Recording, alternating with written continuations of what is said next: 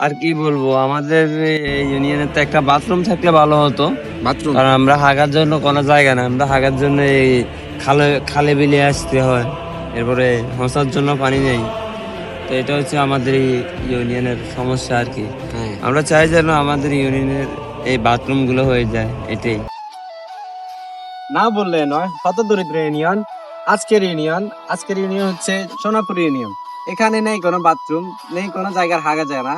এখানে আমার ভাই দেখতেছেন, এখানে হাগু করার জন্য এসেছে। ভাই এদিকে আছেন ভাই, আপনি এখানে কেন হাগলেন বলেন? মূলত এখানে বাথরুমের অভাব আছে, ওই কারণে হাগলাম। হ্যাঁ, তো তুমি কি বাথরুম করে দিবে? বাথরুম করে দিব। এরপরে না বললে নয়, রোডটা নাই, এরপরে বাড়ি গাড়ি নাই, এগুলো আর কি। তুমি কোন জায়গার পাগল? পাবনার পাগল।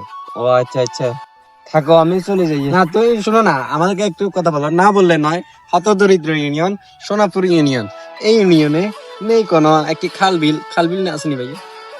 এটা এটা কি, এটা খাল না? তোমার মাথায় কি সমস্যা আছে? ये सब क्या देखना पड़ रहा है। अच्छा है मैं अंधा हूँ।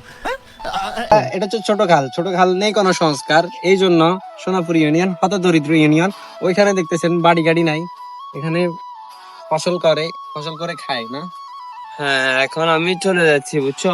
শুনুন আর কিছু বলেন। আর কি বলবো, আমাদের এই ইউনিয়নের তো একটা বাথরুম থাকলে ভালো হতো। বাথরুম? কারণ আমরা হাগার জন্য কোনো জায়গা না, আমরা হাগার জন্য এই খালে খালে বিলে আসতে হয়। এরপরে হোঁসার জন্য পানি নেই।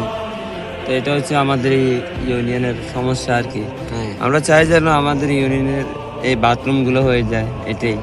তোমার তো পাবনা থেকে আসছো, পাবনাতে অনেক মানসিক রোগী আছে, তুমিও মানসিক রোগী। না ভাইয়া, না বললে নয়, হত দরিদ্র ইউনিয়ন।